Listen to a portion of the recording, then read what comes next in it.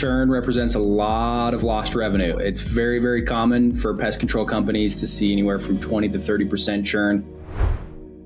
All right, beautiful. So today we're doing something kind of interesting. We have these conversations with pest control owners all the time about data. How can they leverage data to enhance their performance? One specific thing that comes up is churn. So Jared, first, tell us a little bit about churn. What does that mean in the pest space for these pest control owners? Yes, churn represents a lot of lost revenue. So it's very, very common for pest control companies to see anywhere from 20 to 30% churn. On the high end, you can get up to 40%. On the low end, if you're doing an awesome job, you can be 10% or under. But for the majority, you're looking right around 20 to 30%, which depending on the size of your company, that can represent hundreds of thousands of dollars in lost revenue. So it's a big problem to solve. And it comes from a lot of things. One of the most common is not understanding the contract terms. So I'm sure many pest control owners and office staff are very familiar with getting calls of saying, hey, I thought this was a one-time treatment. I didn't know I was signing up for a 12-month deal, and they want to cancel. And then there's a cancellation policy. There's frustration. There's bad Google reviews. There's text showing up for jobs that customers don't want to get done. It's a big problem. It costs a lot of money, and they're losing a lot of potential revenue with churn. And so it's a big problem to solve. That's beautiful. It sounds like it's a big problem to solve. And so what's neat about Apruv and where we're positioned is we work with quite a few different pest control companies. We have visibility into some of this data through the Apruv Verified product, which Austin ETH has been able to break down into an actual audit. So what we can do is we can look at, the verifications that are being processed by these companies to gain an understanding of what does the churn look like? Is there a difference when certain things are met to close that gap that Jared was talking about? So what we're going to do today, Austin is actually going to take us through and show us exactly what that churn audit would look like that you can gain visibility into for how your pest control company is performing in that category. Exactly. So I'm just going to share my screen and we're just going to jump right into this. This will be kind of fun because we're just going to take this and run with it. So we'll just look at some data. As you can see, I've loaded very little in here. So basically just some libraries, a helper function, and I've got hidden here is some API keys for a company that we're going to use to look at this data. So I think we just jump right in. Ben, is that good? Yeah, let's do it. I think maybe just walk us through kind of like what data are you pulling? How is it, coming together, and how are we gonna? What will the output look like? Yeah, so basically we're going to look at quite a few different things. But the biggest one that we want to look at is the probability of survival and what factors are playing into that. So we want these customers to stick, of course, because that's going to affect your bottom line. And so to do that, we got to look at what are the underlying factors that are causing these people to leave. And so there's a lot of different statistical methods, and we'll just explore just a few today that we're going to look at, and we'll visualize those, and we can kind of go from there and see if we can glean any insights. Well, I love that already. The probability of survival, it sounds like something that should be on a lone TV show. The probability of survival. Do you have, food, water? So this is the probability of survival for a customer. Correct. Yep. So we're just going to do just a couple things here to kind of set us up. So this may be a little boring for just a quick second until we can get kind of the foundation laid, and I'll explain it as I go. For right now, I'm going to be hitting the API directly. And so I'm just going to do a couple things here really quick. So the main table that we're going to look at is going to be the subscriptions. Subscriptions kind of tell us, who has churned, how long they were a customer. So we'll kind of look at both, or we'll kind of look at that and to see what these subscriptions are doing. Yeah. And while Austin is putting that together, Jared, I think it would be cool. I know we've had conversations in the past of actually putting a monetary value amount to churn loss. Do you have those numbers available, or can we dig those up from that last conversation? Yeah, let's do it. Let me. I think that would be valuable because, you already touched on this is a big problem, and, it's an expensive one. And that's what we're trying to illustrate right here. So I think by demonstrating what we've observed in the past from our conversations about, putting an actual dollar amount to the amount that is being lost could go a long way for the audit that I keep calling you Austin is going to pull. Let's look at this example here. So we'll do a $700 average contract value, which I think is very common, give or take $100. So if we look at average churn rate, 20 to 30%, we'll go with 20%. We'll go on the lower end. We'll take a handful of customers. Let's say 1,000 customers at $700 average annual contract value. That's $700,000 in annual revenue. So if we apply 20% churn to that, that's 200 customers lost and $140,000 in lost revenue. That's just off of 1,000 customers. So if you're doing a scaled door-to-door team, 1,000 customers, you're going to be getting a lot more than that. 10, 30, 40, 50,000 customers. So you can, multiply that 140,000 times 10x that if you're having a large door-to-door sales team or you're really bringing in a lot of new customers. So, that number can cross into 7-figure marks when you get that high. So that's just on the 20% churn rate. If you're on the high end at 40% churn, that doubles even that. So even on the small end, churn has a high or at least a low 6-figure number leading up to a potentially 7-figure number, depending on how big you are. Right. And churn's going to happen. Like there are going to be reasons for why customers will call to cancel their service. But it's about identifying those signals early on. Like Austin talked about that. I love that KPI that Austin described, the probability of survival and some of the different pieces. And Eve, Austin, is that what you're plugging into this right now? Kind of the different metrics that equate to the probability of survival. Can you walk us through those? Exactly. Yeah. And right now I'm still kind of setting up the foundation here. Sorry, I probably should have done this before, but no, we wanted to see the behind the scenes method to the madness. Yeah, but don't worry. I am getting a lot closer here. So we're going to dive right into that. So yeah, the probability of survival, it's going to give us basically a probability function, and some of it will actually look at real numbers, but we want to look at the probability function. And the way it's going to design it or draw it out is it'll likely be a curve. And so basically on the one side of that curve, you'll see basically the probability at 100%, right when the acquisition happens, it's 100%, but then we're going to take it day by day and see what's happening with those customers.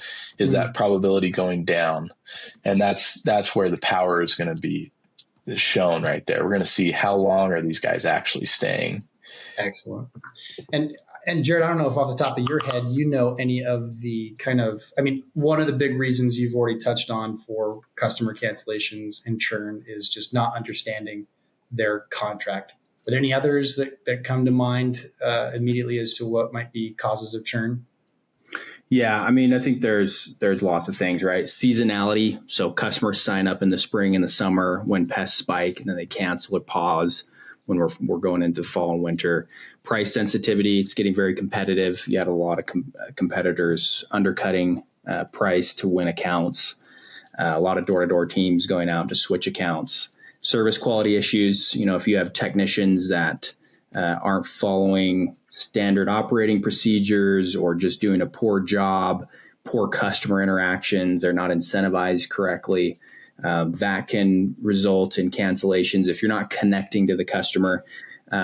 Another cause is poor customer communication. So not having pre-service text, post-service text, getting feedback from customers and having a good feedback loop to your office staff to really understand the problems that are out there, not tracking that by technician to know which technicians may need a little more training or which technicians just aren't doing the job right.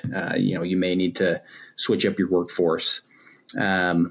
Contract expirations and not renewing them is another big one. Customer perception, there's a lot of customers think it's a one and done, come out, spray, that's it. I should be good for the year. So educating your customers, communicating with your customers, and making sure the service is done right every time, I think are some other big ones after customers know what they signed up for. That's brilliant. That's great. I mean, you really went down the list there. What do you got, a teleprompter over there that you're reading off of? Right here, man. All up there. That was great. That was super helpful. And I think, there's probably dozens of different metrics tied to each one of those points that you went through. So that's why I love looking at the churn audit here now. Austin, where are we at? Okay, we are almost there. I think we've just got one last thing we need to do, and then we're there. So just need to make sure I'm pulling all of the data correctly here. Another thing I'll just mention while Austin's doing that is going back to understanding what the customers sign up for. There's a lot of hidden costs. So I talked about the technician showing up to a job where the customer doesn't want to have it happen, or having the trucks roll, right? Getting them out to a service that's not going to happen. But there's also chargebacks. If a customer feels like they were tricked, or they don't feel that they were honestly sold the correct contract, they're not going to be happy about that, which I had mentioned leads to bad Google reviews, but it also leads to a lot of time of your team dealing with disputes and chargebacks, right? And that can affect your merchant account, damage your reputation, and it also takes a lot of your office time, which is dollars spent on manpower, on trying to alleviate some of these disputes. So it's a big operational drag, and who wants to deal with angry customers? So it can have a lot of emotional baggage with your office staff. Well, chargebacks too, you've got a very clear dollar amount too that you're having to, wrestle with and deal with. And so that's the last place that you want to go and, try to wrestle with somebody on in terms of costs. And, the credit card companies are almost always going to side with their customer than they are with the billing party, despite, clear contract or, anything like that. So everything that can be done to avoid having an angry client, confused about what their contract is, those are the kind of steps and things that obviously Apruv is already trying to tackle with the verification phone call piece. And you touched on some of the other things about, client satisfaction, tech efficiency, which the Apruv Rate and Align products also do. So there's several different software pieces that we're trying to do as Apruv to solve this. And it's just fun to kind of get into the data, get into the weeds of what that looks like. Speaking of weeds, Austin looks like he's pulling together some pretty good looking weeds here.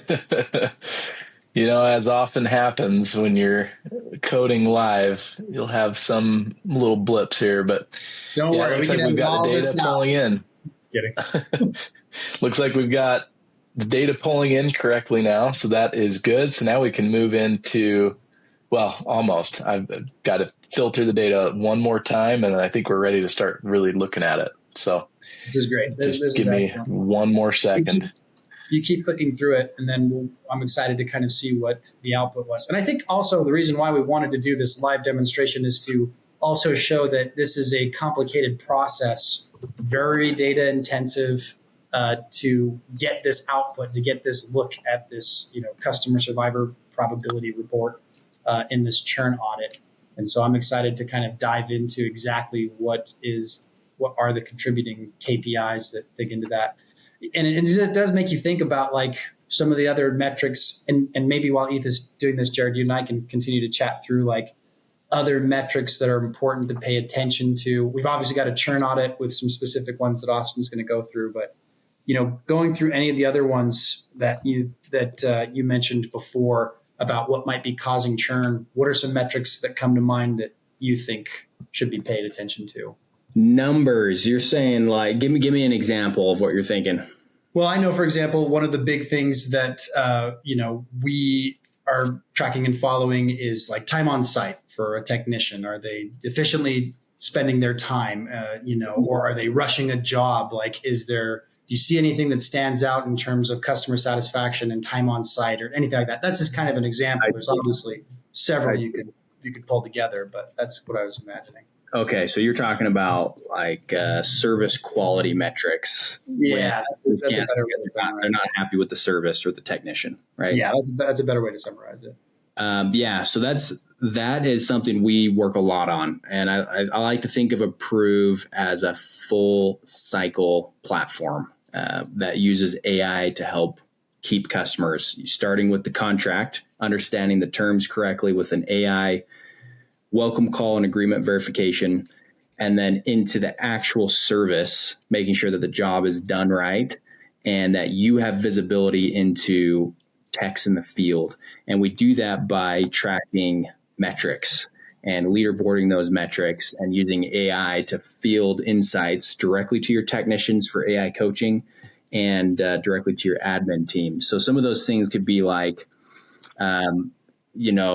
proof of service. Are the technicians providing pictures or videos after the job? How long were they on the job site? If it's too short or if it's too long, both of those can be problematic. So tracking that. Reservices.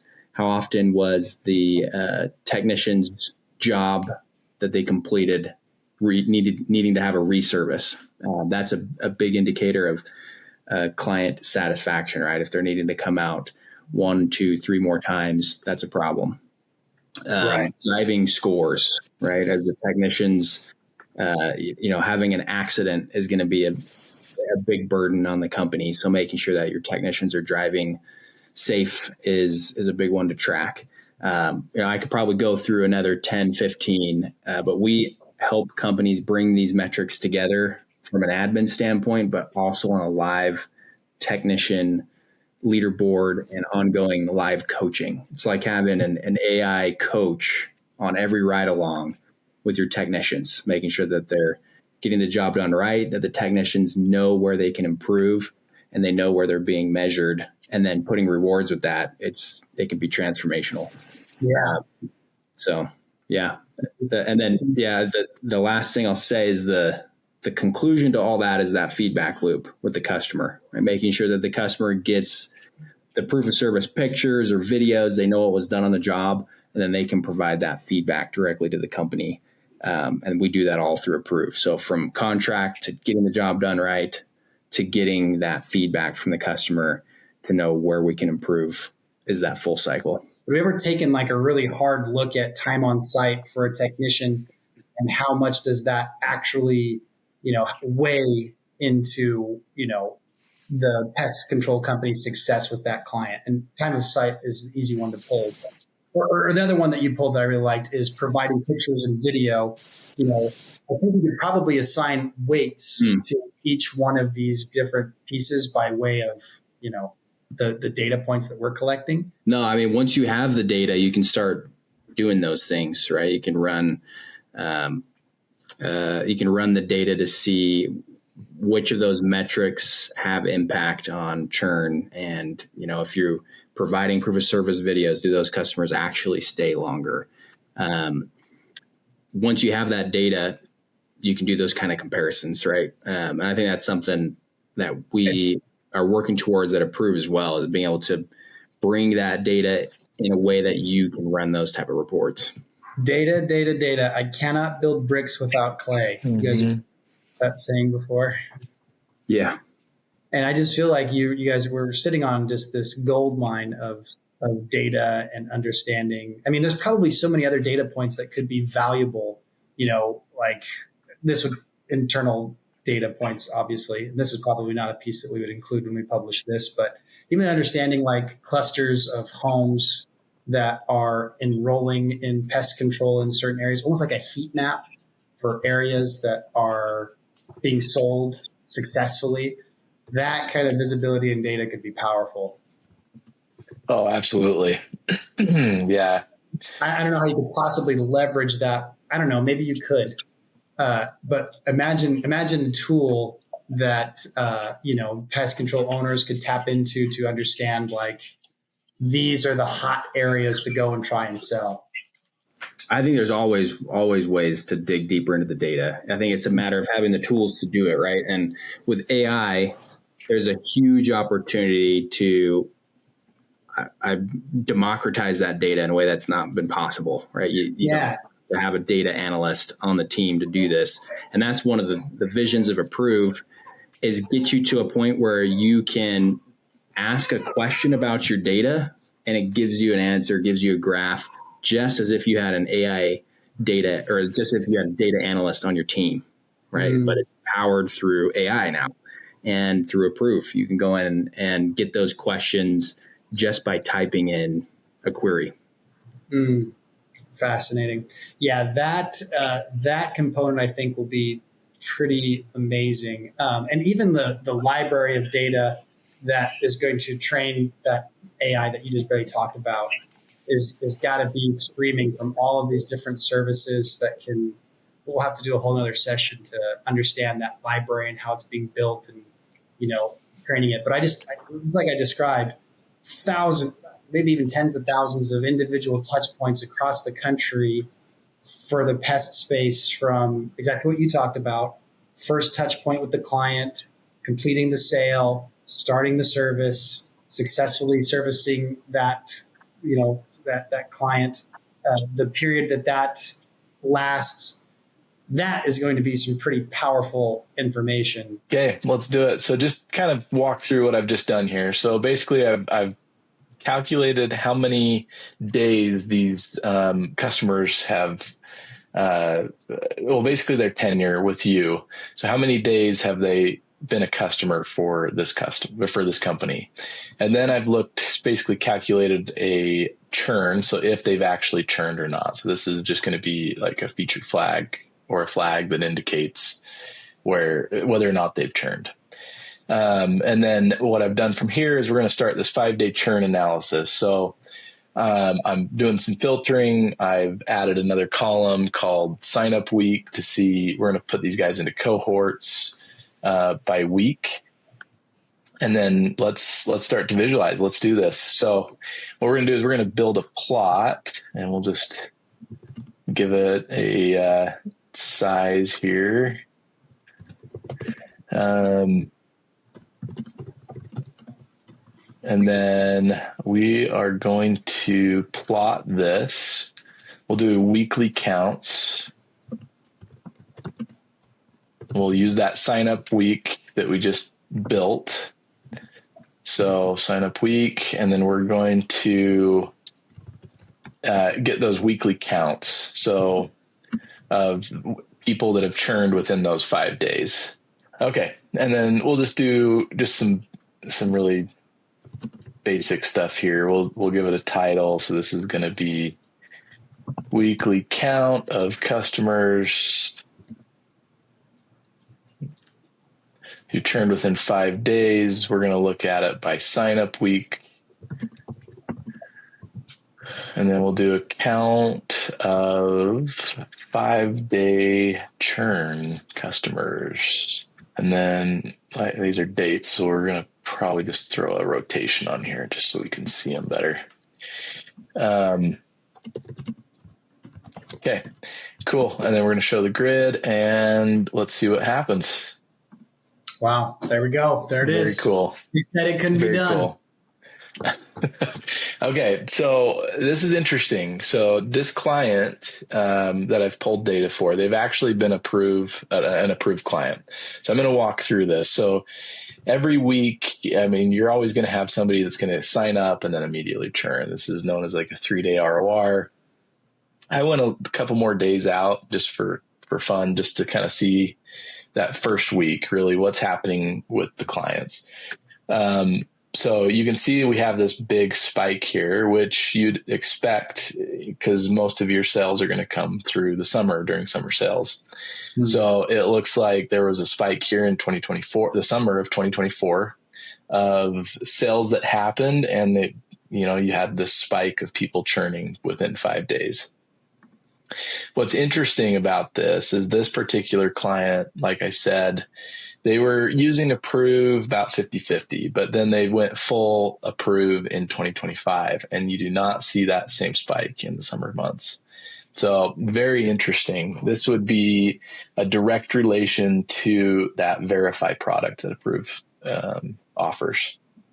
Yeah, I mean, it's a totally clear indicator of how. I mean, that's a huge reduction. I mean, I don't know if you can pull the numbers for what that decrease is, but it's so clear year over year what the difference it makes just to maybe have just clear language or clear understanding of what it is that they're signing up for between May and June, July, August.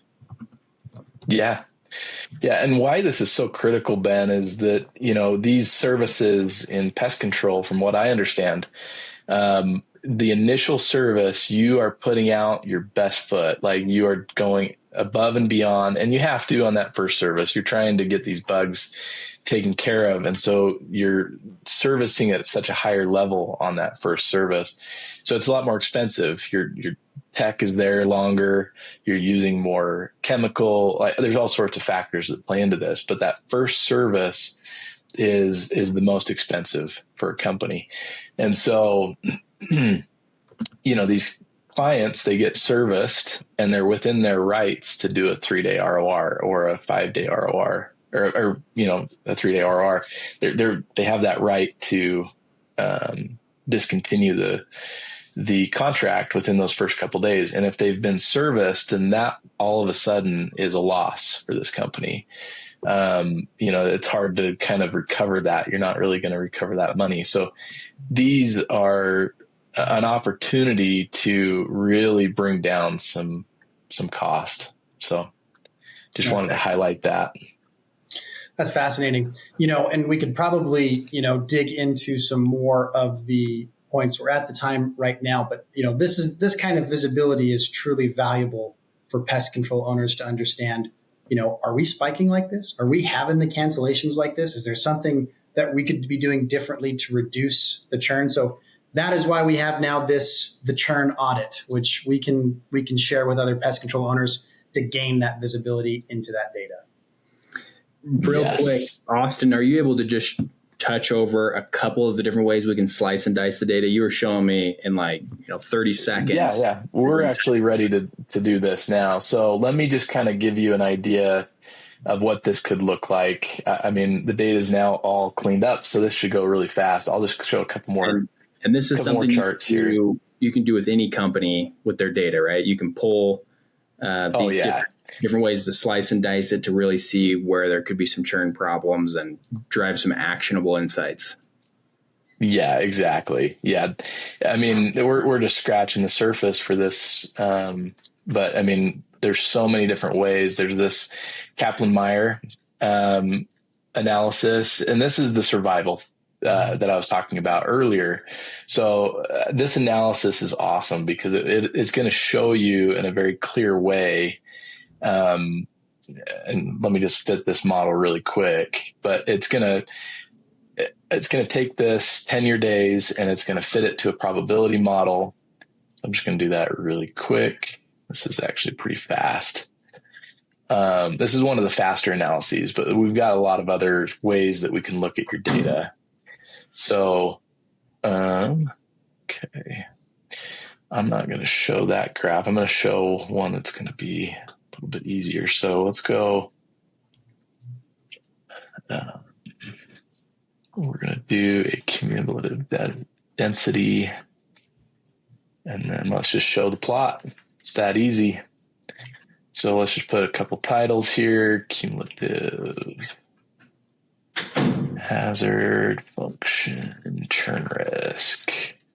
Yeah, let's just do 2 more. Is that okay, Ben? That's great. Yeah, no, don't worry. That sounds great, you guys. So let's dig into it.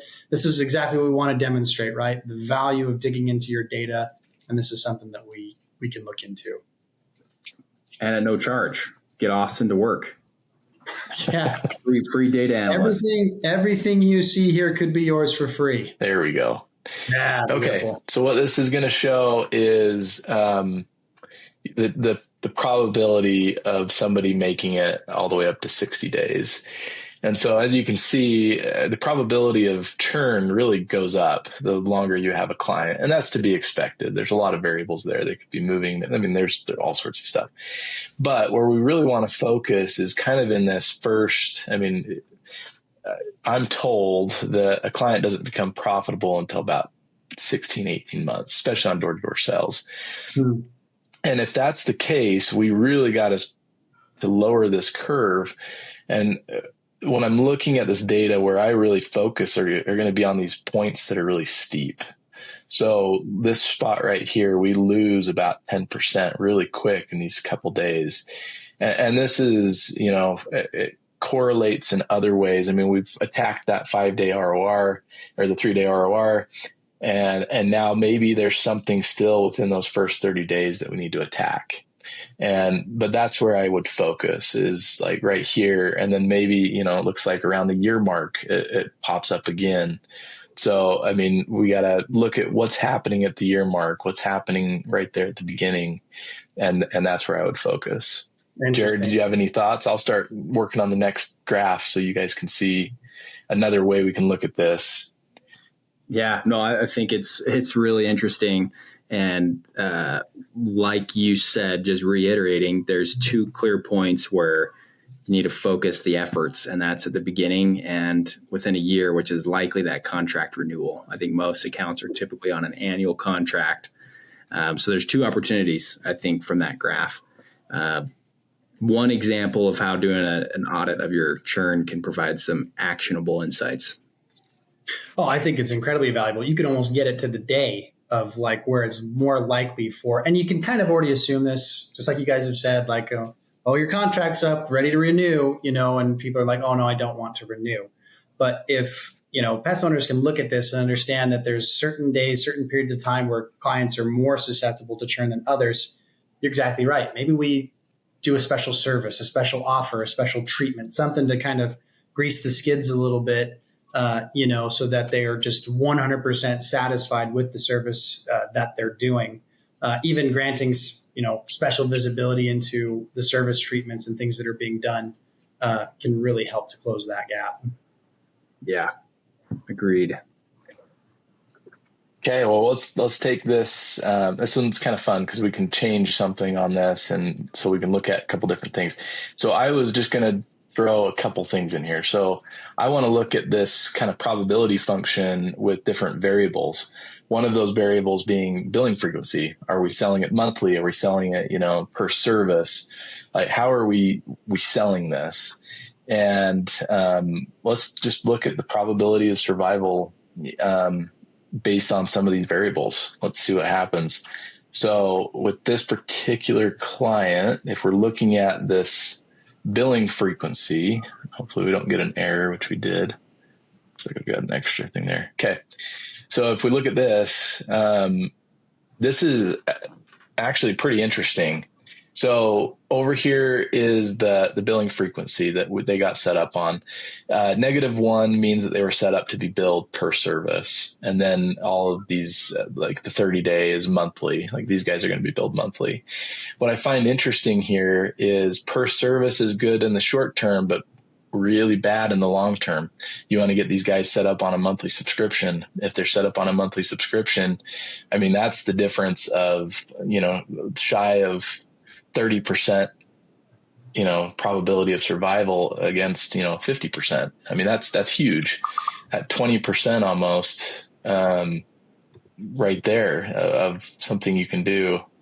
So that's an interesting one. Jared, what do you think on that one?